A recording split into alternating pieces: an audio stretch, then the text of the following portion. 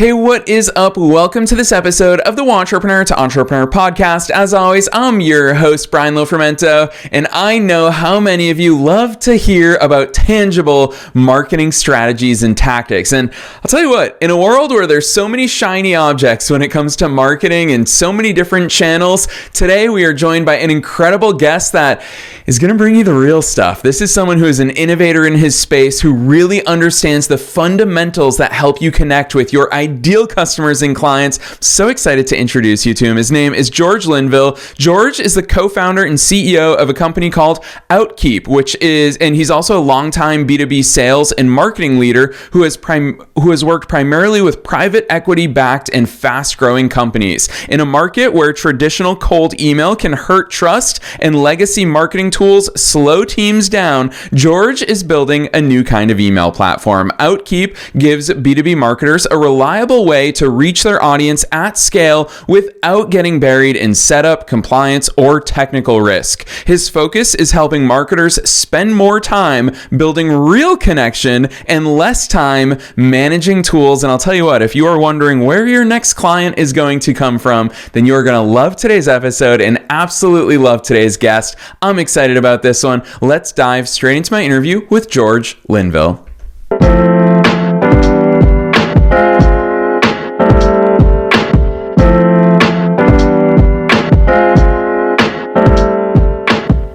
All right, George, I am so very excited that you're here with us today. First things first, welcome to the show. Thanks for having me.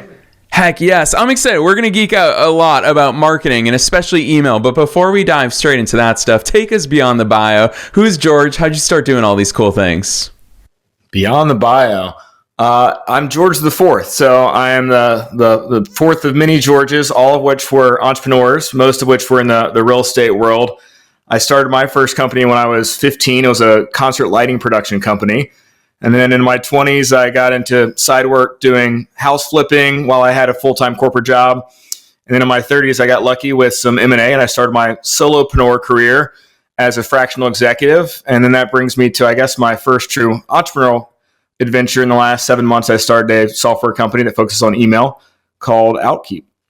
Yes, I love that overview. George, I'm going to call this out really early on in our conversation. I started my first business all the way back in 2008. I was 19 years old, and one of the earliest, probably the earliest entrepreneurial cliche that I remember is cash is king. But probably the second oldest cliche that I heard back then is the money is in the list. And here you and I are in 2026 still talking about email. Why email? Why is that the focus for Outkeep? It's gotten crazy hard, right? So in 2005, you could send out 100,000 emails and not worry about if the mail is going to be delivered. But now with AI and bots and the saturation of it, it's gotten really difficult to make noise and to be heard. And there's also a lot of gimmicks, hacks, and approaches that are unconventional and often can hurt reputation and trust. So I think in long discerning sales cycles, it's still the highest ROI, most critical channel, and very underused these days because it's gotten so difficult.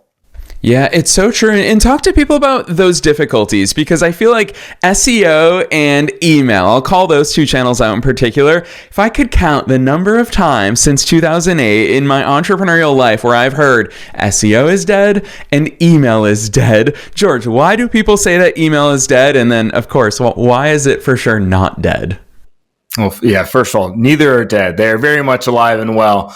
So I think of both of them as an algorithm, right? So when you hear those big cliches that they've died, typically there's been a change in the provider. So the big inbox providers are Microsoft and Google, and of course there's others, Yahoo for consumers, for example. But they changed their criteria for accepting your mail, and they changed the way that they route them, and they've also made these new features like the promotions tab and the social tab, and each of those changes put pressure back on the market to reinvent themselves. And many choose not to or to throw their hands up and try a different channel that has less friction. The reason it's so hard is because they're captive audiences, right? We're paying for a one-to-one connection to someone and we know they're on the other end.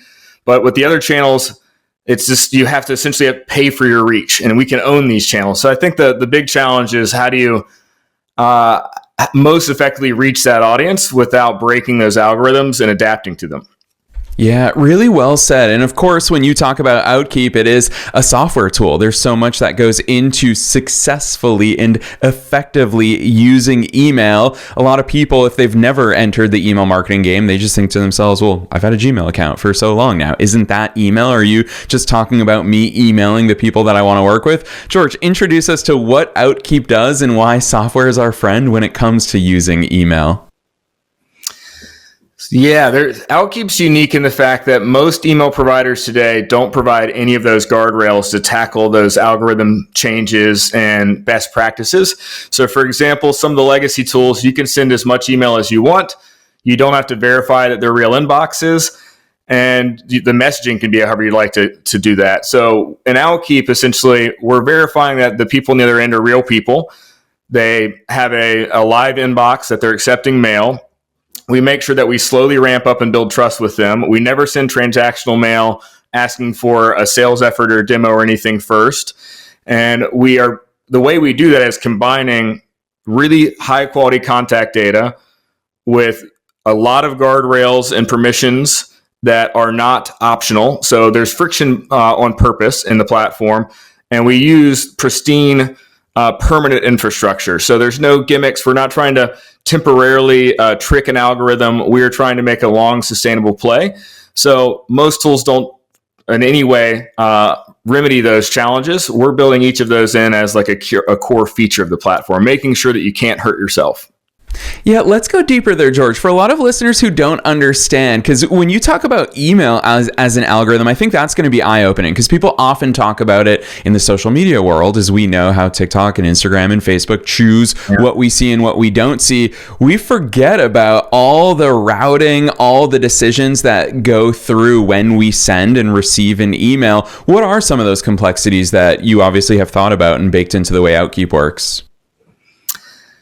Inbox providers don't have to deliver your mail. It's not like the postal service. If you put an address on the postal service, it will show up where you've sent it. With digital mail, the inbox provider, Gmail, for example, Google or Microsoft, doesn't have to accept your mail, and they are looking for signals. So are people unsubscribing for your mail? Are they deleting it before they open? Are the inboxes that you're mailing real inboxes? As that people change jobs often. So if Brian is no longer at Acme Corp and he's at Beta Corp and you're still emailing his old email address, you have bad data, and that signals to the inbox provider that you don't know what you're doing. And there's a variety of other things around your subject lines, the images, the way you have the length of your emails, even the justification. If you're center aligned and use a lot of images, it signals that you are sending marketing mail as opposed to traditional mail from a one-to-one provider. So each of those really small nuances are important. Then there's all the super technical stuff that I'll say go over my head most of the time. I've got tech teams that understand this, but the way you've configured your server also tells them whether or not you're a reputable seller or reputable sender. So each of those components factor into this ambiguous algorithm. Just like LinkedIn, we don't always know what it is, but there are a lot of theories and a lot of testing that can be done. And you can scale some of those items once you identify some of those problems. But there's also these other programs that sit in between. There's a lot of these firewalls that help segregate mail as well. But they're all automatically determining what part of the inbox for you to hit. I'm going to keep following this down the process chain, because obviously we have to have the right infrastructure in order to send emails and have those emails be delivered. And then the next question becomes, George, who do I email? And I love the fact that on you guys' website, I mean, you directly call out so many potential options we have as consumers in sourcing data and finding the right people to email. ZoomInfo, HubSpot, Apollo, you call so many of them out on your website, and you explain the pros and cons of each of those. But obviously we need to know who the heck it is that we're emailing. So George, walk us through that part of the missing equation. This is one of the most exciting parts for any B2B marketer or any marketer in general.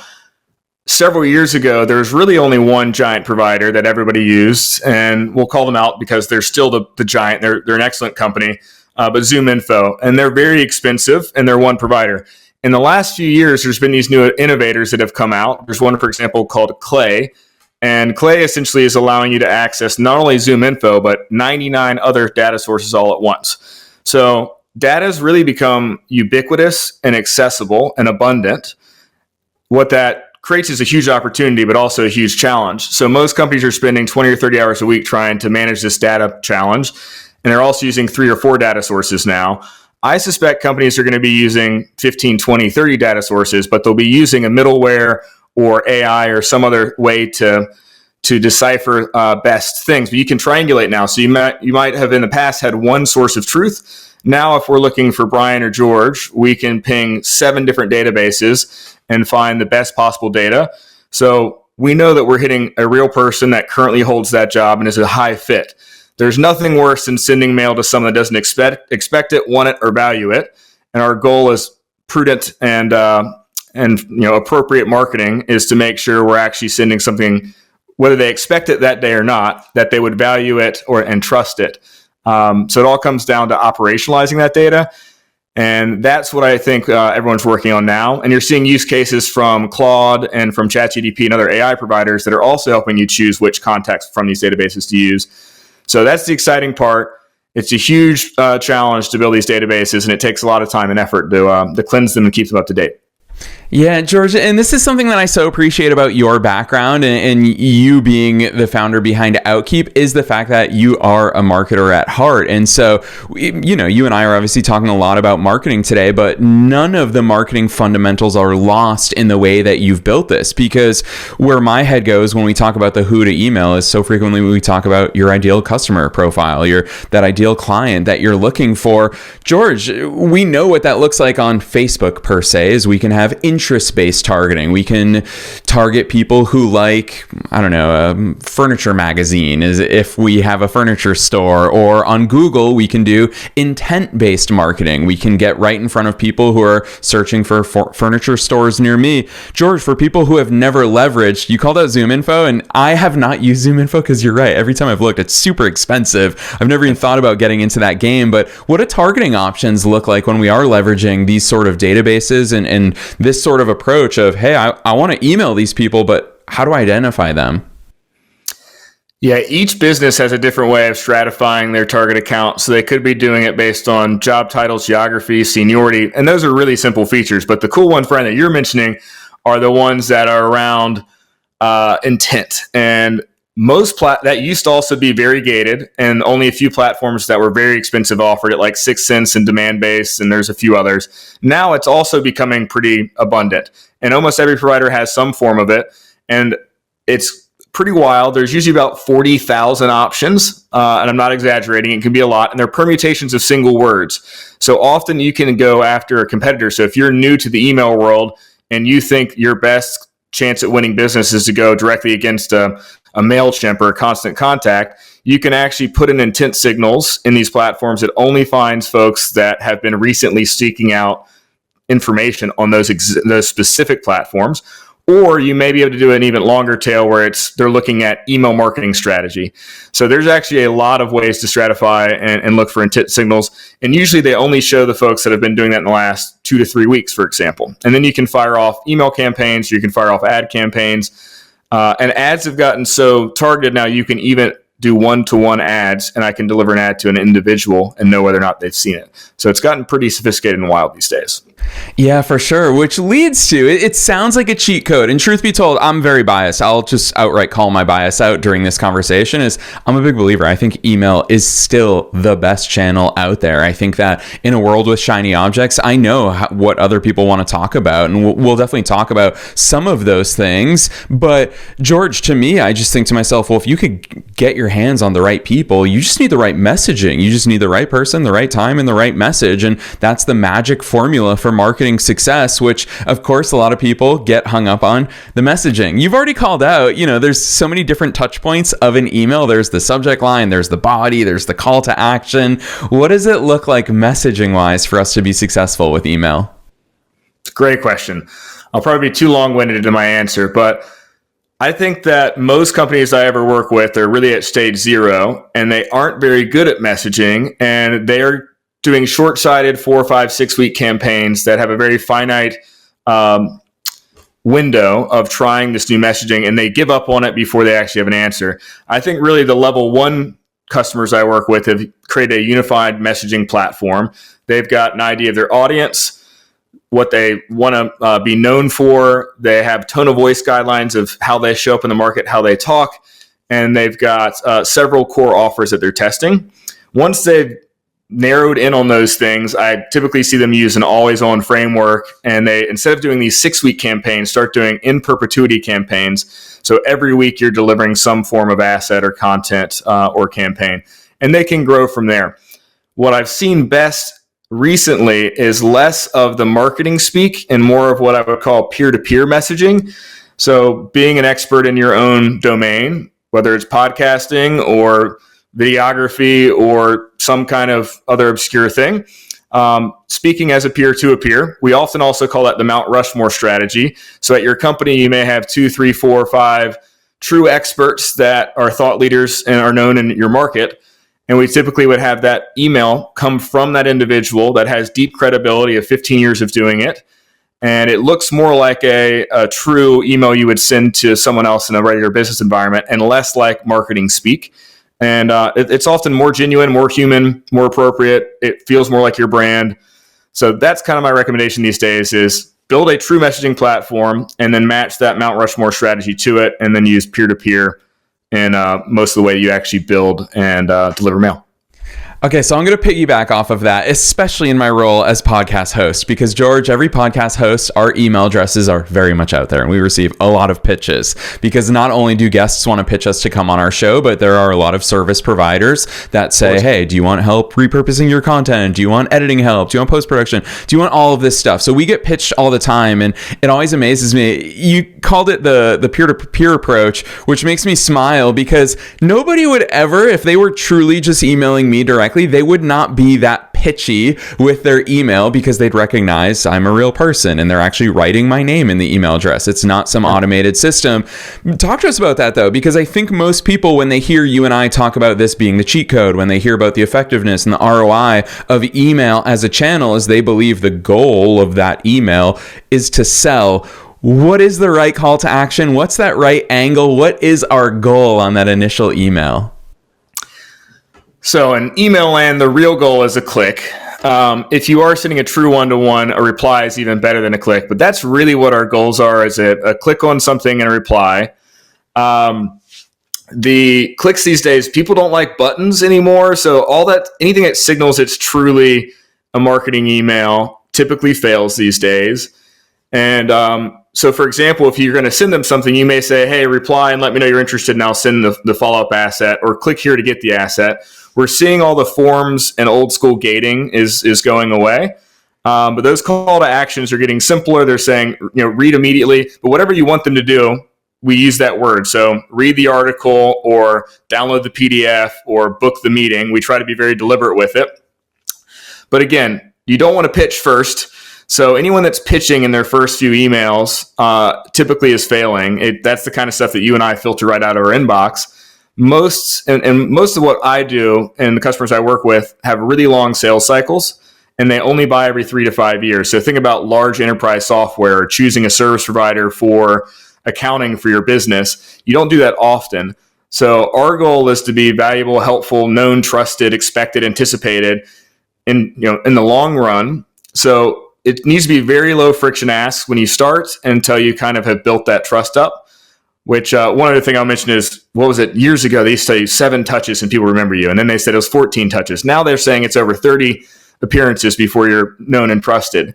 So sending 1 or 2 just doesn't work these days. And a call to action that's around sales doesn't work either. So let's talk about that then, because a lot of people are so afraid to follow up. They hear those stats, and you're right. I feel like I'm way behind here because I've been rolling with 7 for quite some time now, but it's definitely more than that, especially with retargeting. I feel like we all are so used to seeing the same names, the same companies, every single place that we go online. But George, what does that look like to follow up with people? And I want to explicitly spell this out for listeners because I don't want people to shy away from this, and I really want them to lean into what you're sharing with us. It's not about following up with people just who you've heard from. It's also about following up with people who you have not yet established contact with. Is that right? And how are we following up with these buckets of people? I love that second comment. I have found, and maybe you have with your LinkedIn presence, that those that are not engaging with your LinkedIn posts and often with your email, they may not be directly signaling. Also, the executives are most likely to not want to engage publicly because of the solicitation that follows. And they may also have the best software to prevent you from tracking that they were engaged. So I find that those I sometimes call the lurkers, for lack of a better word, are the ones that send you a random email you don't expect at all and that are ready to buy. And they'll say, hey, George, I've been getting your email for the last year and a half. I love it. Sorry, I haven't replied, but we're actually now interested and we're in market. And that's the best thing you can possibly happen. So don't assume inaction or invisibility is not actually someone that's engaged. That's probably the core part of that. The follow-up piece is, if you think of it like a drum beat and in perpetuity, I think of it less as follow-up and just adding on more details. So if you do send an email that has zero value that says, hey, just checking in, it typically won't work. But if every week you're sending something valuable, helpful, and helps them with their day job, not everything has to land perfectly, but they'll pick and choose and they won't opt out of your mail stream. So each week I send something valuable. I don't try to overhype it. And I'm very direct. I'm saying, hey, we think you'd like this thing. Look at page 7. There's this stat that surprised me. Look at page 9. There's this new graphic. On page 12, we're talking a lot about this new trend in AI and giving them a reason to engage. But it doesn't have to be weird to follow up. I think most of the time, if they value and trust you, they'll anticipate it and expect it. And they don't have to engage in every piece, which is also fine. So well said. I'm glad that you called that out. In 1,400 episodes, I don't think anyone has called that out. But as a lurker myself, I can attest to the fact that us lurkers, we are actually quite engaged. Pretty much every platform that I'm on, I never engage through written form or comments. But you're right. I pay a lot of attention and I do see that stuff. So that when it's time for me to make a decision, the people who I've been seeing are the ones who are top of mind. I love the fact that this is not just you speaking as the CEO of Outkeep. That's just good marketing fundamentals right there that you shared with us. But George, you were the first one to say it here on the episode, so I'm going to follow you there. AI. You brought up AI already. Obviously, AI can help us in so many of these ways. I will transparently share while we're together on the air today that as a podcast host, George, I'm just going to start forwarding these pitches that I get to you because it's very clear to me that some people are using AI podcast pitches because all of their copy is the exact same, to the point where they're making the same jokes, they're having the same hooks in their pitches. So I think that AI can help us, AI can hurt us. What's your take on how AI plays into all of this? Yeah. I recently posted that I actually think this is one, if you're trying to build trust and respect, this is one of the easiest times in history to do it as a marketer. And it's because exactly what you said. Most marketers are too reliant on personalization or scripting that comes from AI, and it becomes homogenous. It all sounds the same. And you can use AI to do this, but you have to spend a lot of time with it, and you have to provide that messaging platform we talked about earlier.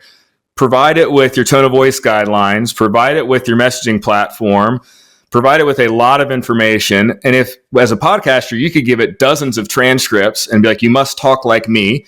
You also have to train it to use your real words and not make up fluffy words around it.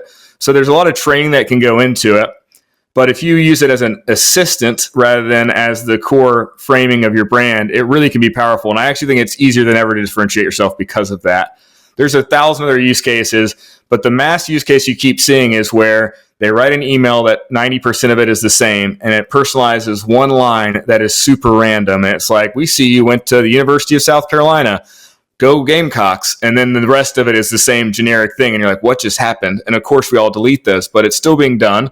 So genuine connection still wins, and you can use the tools for that. But there has to be a human in the loop. Definitely quality over quantity in that world. Yeah, it's so true. George, I'll call this one out publicly, is that right now, and I've asked some of my podcasting friends if we're all getting it, and of course we are, where everyone, their personalization angle is, hey, Brian, I really love the fact that your episodes go far beyond the generic fluff that most other shows have. And, you know, the 30th time of seeing that shows me that they are using the generic fluff that everybody else is pitching with. So super comfortable to call that out. And especially, I mean, you picked on like alma mater, so many personal personalization tools are picking that from all of our LinkedIn profiles, that you're right. If anybody emails me and calls out that I'm a Boston Celtics fan or a Manchester United fan, you stand out from the crowd. And it's never been easier because nobody's ever going to do that ounce of work. So really appreciate those insights. George, I've got to ask you while we've got you here, because I knew that time would fly by with you today, but Bonfire and Fireworks, you've got this term up your sleeves that you talk about when it comes to always on marketing. What does Bonfire and Fireworks mean to you? Yeah, it's a silly phrase that somehow was in my brain 10 years ago that's now stuck with me, I guess. So I have to live with it. But essentially, I think I mentioned it earlier. Most marketers have these short campaigns that are 6 weeks or 12 weeks. And the buying cycle in most B2B products or services is much longer than that.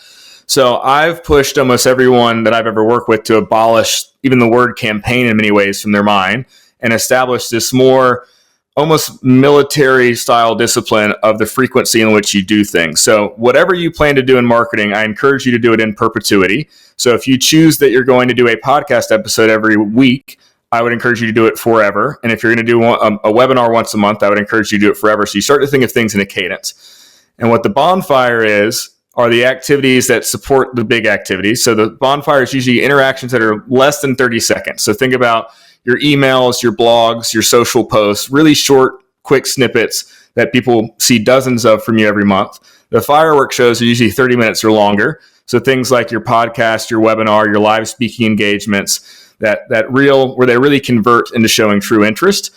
So as you start into this bonfire and fireworks world, you would choose how many of the bonfire assets you can create per month and how many fireworks shows you want to have per month. And you would stick to that in perpetuity. The goal is that you start to build this true fan base and audience around what you do and become famous in your world. But it requires that true discipline and persistence that I think a lot of marketers lack or they give up way too soon. So I call the bonfire and fireworks just forever. Yeah, I love that, especially because people often ask me about podcasting. Obviously, we're 1,400 plus episodes into this journey, and everyone, especially during COVID, everyone and their aunt started a podcast in 2020. And people always ask me, oh, what's the secret to having a successful podcast? Well, fun fact, George, I'm not sure if you're aware of this. 50% of podcasts never reach episode 25. And so I always share with people, I'm like, honestly, if you want a successful podcast, just keep doing it. Just brute force. You'll get better at it every single rep. And that sort of staying force, people are going to go, oh, maybe it's time that I tune in because there's obviously good stuff happening behind the scenes. So really appreciate that. But George, I don't know how you're going to top all of this advice for the answer to my final question. I always ask this. What's your best piece of advice for listeners? Knowing that we're being listened to by both entrepreneurs and entrepreneurs at all different stages of their own growth journeys, and knowing that you are one of us, you're a fellow entrepreneur, what's that one thing that you want to leave them with today? I think we might have left ourselves with it. I think I'll call it professional persistence. I don't like to be a pest, but in sales and marketing and in an entrepreneurial journey, the follow through and the professional persistence and the diligence is what really gets you there. Like you said, if you only do 5 of whatever you do, it never succeeds. So I encourage sellers that are SDRs earlier in their career, when you think the third email is too many, and I encourage you to persevere through and go a little bit further than you think. That extra few attempts is usually what makes a difference.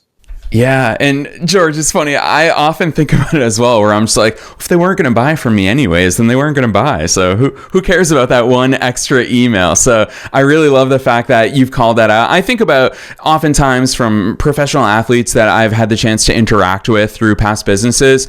Oftentimes they'll point out, hey, if you're just going to do 10 push-ups, save yourself the effort. Like, don't do it whatsoever, because it's not going to do anything for you. So I love the fact that professional persistence, I'm going to steal that, because that puts it in such a positive light and helps us reshift our attitude towards it. You obviously are doing so many cool things with Outkeep, and you are encouraging others to take advantage of all of these consistent strategies that you've shared with us today. So for listeners who want to find all the cool stuff that you're doing with Outkeep and get in on the action, drop some links on us. Where should listeners go from here?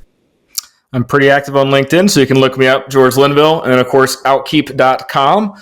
As we get things going at Outkeep. We're about 7 months in, so we're excited to keep dropping information and blogs there.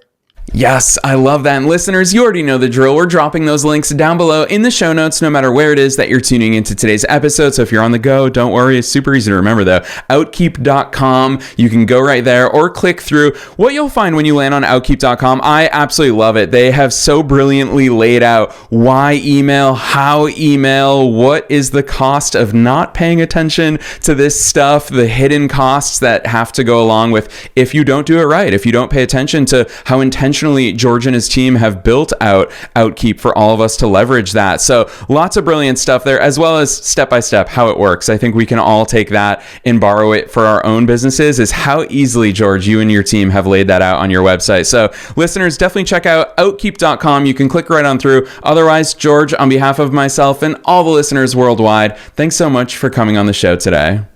Thank you so much.